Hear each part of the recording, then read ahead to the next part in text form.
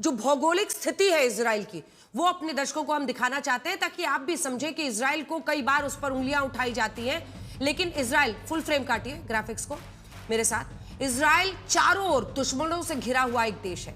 और हाल के दिनों में कहा जाता है कि इजराइल का जो तरीका है अपने आप को बचाने का, आतंकवादी हमलों से बचाने का, हम आपको उस आतंकवादी घटना की भी तस्वीरें दिखाएंगे जिसकी वजह से ये युद्ध शुरू हुआ था। लेकिन सबसे पहले आप भौगोलिक स्थिति समझिए। चारों ओर से दुश्मनों से घिरा हुआ है ये देश। उत्तर में लेबनान है जहां आतंकी संगठन हिजबुल्लाह का प्रभाव है।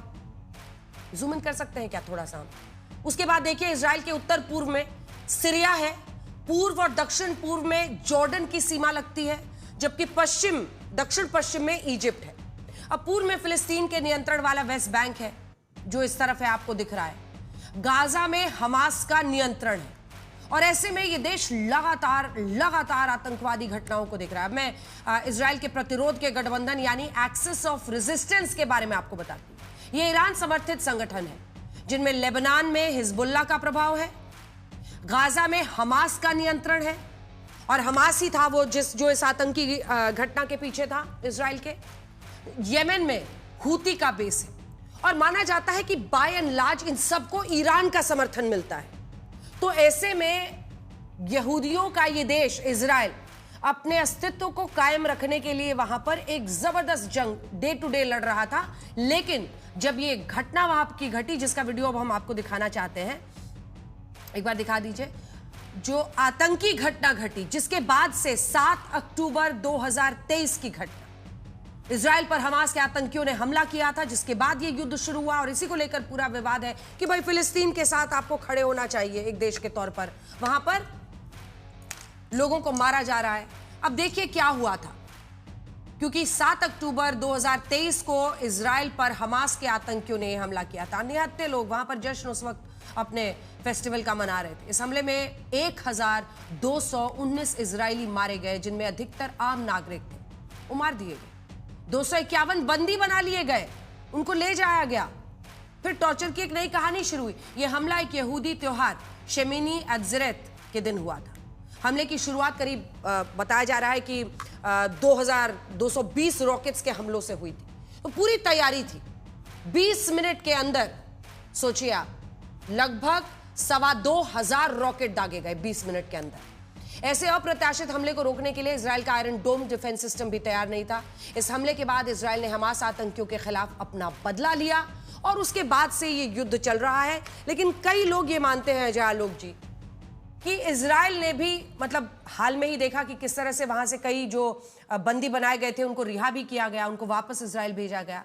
इजराइल भी लगातार इस पूरे मामले में ऐसा बढ़ रहा है इस युद्ध में, जैसे वो खत्म करना चाहता है, मिट्टी में मिलाना चाहता है, एकदम नक्शे से पोंछ देना चाहता है। इसको लेकर कई लोगों के मन में, ऐसा नहीं है कि वो किस तरह की विचारधारा को समर्थित करते हैं, लेकिन जो मानवता को भी मानते हैं, वो ये कहते हैं कि भाई कब तक और कितना और कहां तक इजराइल ये करेगा। देखिए अंजना जी, भारत और भारत के लोग हमेशा से शांति के पक्षधर रहे हैं। प्रधानमंत्री मोदी जी बहुत बार कह चुके हैं कि सिर्फ बातों से ही समाधान निकल सकता है, युद्ध किसी चीज़ का रास्ता नहीं है, और हम लोग उसी लाइन पे बढ़ रहे हैं। अभी दिक्कत क्या है कि हमारी घरेलू राजनीति जो है ये मोहल्ले वाली राजनीति है। ये अंतर्राष्ट्रीय साख नहीं दे रही है। इनको मोहल्ले का वोट दिखता है, इनको वायनाड का वोट दिखता है, इनको सहारनपुर में भाईजानों को वोट दिखता है।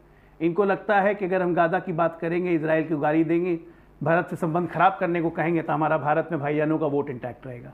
इनकी छोटी सोच जो है, छोटी सोच। आप बताइए, संसद का शपथ ले रहे हैं संसद सदस्य की, जय फिलिस्तीन बोल रहे हैं सदन के अंदर, कहीं ऐसा होता है कि कोई भी मेंबर ऑफ पार्लियामेंट सदस्यता ग्रहण कर रहा हो और दूसरे देश का जय बोलेगा? खाएंगे भारत का, जय बोलेंगे फिलिस्तीन का। ये मानसिकता जो है ना, ये दूषित मानसिकता, ये कहीं ना कहीं से खत्म होनी बहुत ज़रूरी है। इजराइल क्या था? इजराइल ने भारत का था, ना है ना रहेगा। इमरान मसूद बोल रहे हैं इजराइल क्या था? इजराइल ने जो हमें टेक्निक दी है, अभी जनरल साहब ने बताया डिफेंस के बारे में, बराक मिसाइल्स है, बाकी सब चीज़ें हैं। इरिगेशन के लिए जो हमें ड्रिप इरिगेशन टेक्निक दी है, उसका क्या? टेक्नोलॉजी में इजराइल इतना आगे है, उसका क्या? इजराइल को बाजार चाहिए पूरे विश्व के लिए, जो भारत के साथ कोलैबोरेट करके अगर बेचेगा तो हम लोग की आर्थिक प्रगति हो सकती है। ये सब चीज इनको नहीं दिखता है, इनको दिखता है ऐसे भाईजान का वोट। इजराइल के खिलाफ बोलोगे मुसलमान भारत में खुश हो जाएगा। अजीब हालत है। मतलब हिजबुल्लाह के कमांडर की मृत्यु हुई और कश्मीर में 50,000 लोगों का प्रोसेशन निकल गया। ये कौन सी मानसिकता है भाई? सारे मुस्लिम ब्रदरहुड एक ही हो गए तो क्यों लड़ रहा है अभी अफगानिस्तान और पाकिस्तान? नहीं, मैं यही ये सवाल थोड़ा फ्लिप करके पूछती हूँ वारिस पठान से। 10 साल तक वारिस पठान साहब, आपके अध्यक्ष ने बड़ा फेमसली जय फिलिस्तीन का नारा भारत की संसद में लगाया। अब पाकिस्तान अफगानिस्तान में मार रहा है तो जय अफगानिस्तान बोलते क्यों नहीं फिर रहे हैं आपके अध्यक्ष? हाँ, क्योंकि वहां एक मुस्लिम देश पर हमला कर रहा है। वहां पर भी तो अफगानिस्तान में बच्चों महिलाओं को मारा जा रहा है पाकिस्तान की तरफ से।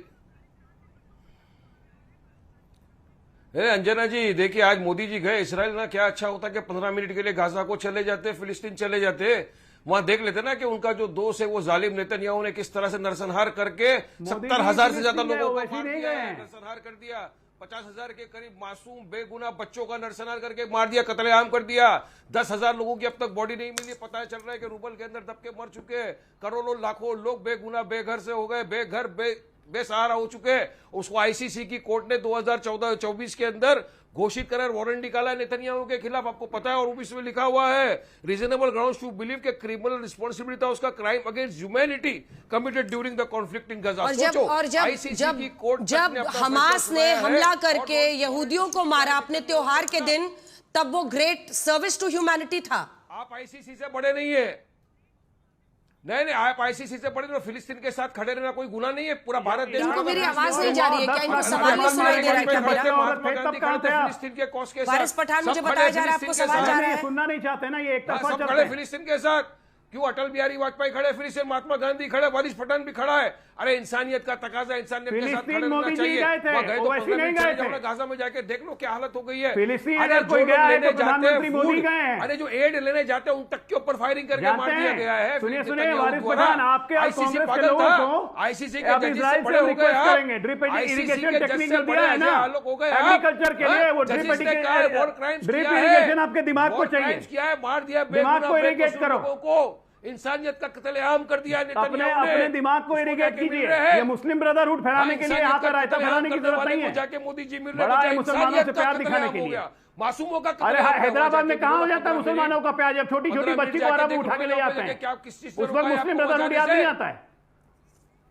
अरे वो छोटे बच्चों को मार दिया, उसके बारे में कौन बोलेगा? लोग हैं आप लोग को कुछ नहीं, आपको सिर्फ वोट की रोटी करनी है, मुसलमानों को बेवकूफ बनाना है। एक जवाब तो नहीं मिल पाया पाकिस्तान अफगानिस्तान के लिए। जय अफगानिस्तान बोले, आप बना रहे हो पूरे देश को बेवकूफ। जय अफगानिस्तान नहीं बोलेंगे ना आप। अरे पाकिस्तान, अरे जब मोदी वहां जाएंगे तब बात करेंगे उसकी। हम तो देश को फिलहाल मोदी बना रहे हैं और आप जैसे लोगों को फिलिस्तीन की बात होगी, गाजा की बात होगी। दिख रहा है ना पेट में मरोड़ कैसे हो रहा है। दवाई दिखाना पड़ेगा आपको। बोलो मोदी को जाना चाहिए या नहीं? वारिस पठान, क्या दिक्कत है आपको? मेरा सवाल नहीं सुनाई दे रहा है? प्रधानमंत्री मोदी थोड़ी उस समय में फिलिस्तीन में या उस समय इजराइल में थे जब जय फिलिस्तीन बोला था आपके अध्यक्ष ने, असदुद्दीन ओवैसी ने। खाली वोट के लिए करते हैं, खाली वोट के लिए करते हैं, खाली वोट के लिए करते हैं। मुस्लिम देश पर हमला कर रहा है तब बोली नहीं निकल रही है उनकी। खाली वोट के लिए नहीं, इंसानियत के लिए। अरे इंसानियत के लिए ही बोलिए, उनको ट्वीट कर दें। अगर अभी शो देख रहे हो हल्ला बोल तो ट्वीट कर दें। बचाने के लिए करते हैं। अरे अगर अभी असदुद्दीन ओवैसी शो देख रहे हो तो अभी एक ट्वीट कर दें। करता हूं ट्वीट, बोलो बोलो, आपका तो मैसेज पढ़ते होंगे तुरंत। अरे कर देंगे, इंसानियत के नाम के। इंसानियत का आपको नहीं लगता अंजना जी कि फिलिस्तीन में लोगों के साथ गलत हुआ है? आपको नहीं लगता 70,000 लोगों का नरसंहार हो गया? मैंने ये प्रश्न पूछा अजय आलोक से, मैंने ये प्रश्न पूछा अजय आलोक से। लेकिन फिलिस्तीन की नीतियां भारत नहीं तय कर सकता। सुनिए ना, फिलिस्तीन की नीतियां भारत नहीं तय कर सकता, लेकिन हां अपने देश का फायदा भारत जरूर देख सकता है।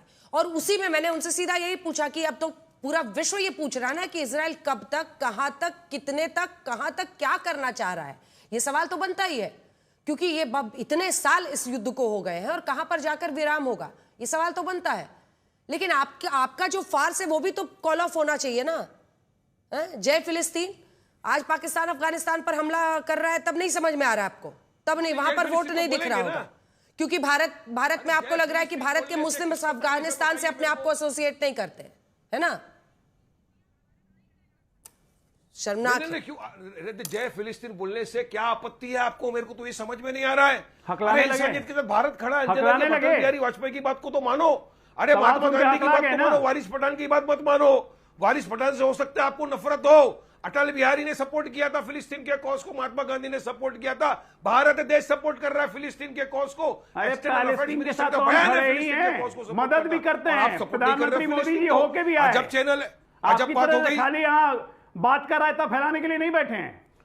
15 मिनट जाओ। दिया अरे है अजय मैंने आलो शुरू में 15 ही बोला था, मिनट जो आपने जाओ। सुना नहीं। और प्रधानमंत्री वहां गए। मैं तो चाहता था कि अंजना जी आप भी चले जाते कैमरामैन को लेके। अरे भाई, कैमरामैन को जाओ, कहाँ लेके जाओ, जाना जाके हिदायत से लड़ो, है? वारिस भाई, क्या है तो? आंसू आ जाते। मोदी को आपका वहां भेज भी दीजिए, दिल बड़ा मुझे अंजना को वहां भेज आप दीजिए, क्या कैमरामैन लेके। क्या क्या बोल रहे हैं आप आज? अरे वकील साहब क्या हो गया आपको? मेरे सवाल का आप जवाब ही नहीं दे रहे। क्यों जाइए ना, मोदी को लेके जाइए 15 मिनट के लिए, बाजू में जाइए फिलिस्तीन में, गाजा में 15 मिनट जरा दिखाइए ना हकीकत दुनिया भर को, किस तरह से जालिम नेतन्याहू ने कत्ल अंजना जी, एक सलाह है इनको। दिखाओ उन बच्चों की बिलखती हुई चीखें, दिखाओ बच्चों की लाशें, दिखाओ, पता चले देश को कि किस तरह से एक वॉर क्रिमिनल वहां बैठा हुआ है जिसके खिलाफ नॉन बेलेबल वारंट और मोदी जाके उसको मिल रहे हैं। और यहां पे मैं फिलिस्तीन की सपोर्ट कर रहा हूं तो मुझे बोला जा रहा है कि आप फिलिस्तीन को सपोर्ट क्यों कर रहे हैं? सपोर्ट करेंगे, इंसानियत को सपोर्ट करेंगे, करते थे, करते हैं, रहेंगे। जय फिलिस्तीन बोलते थे, बोलते रहेंगे अंजना जी।